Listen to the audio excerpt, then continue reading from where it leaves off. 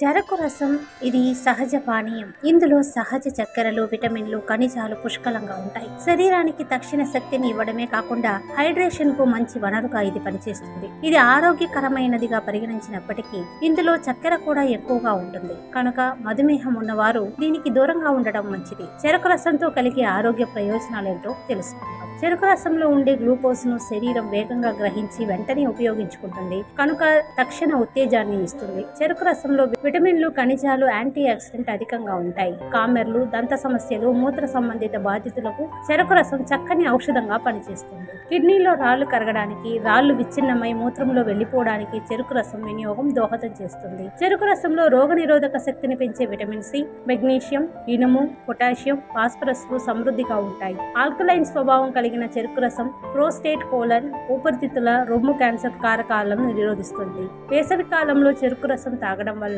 శరీరపు వేడిని తగ్గించి శరీరాన్ని చల్లబరుస్తుంది.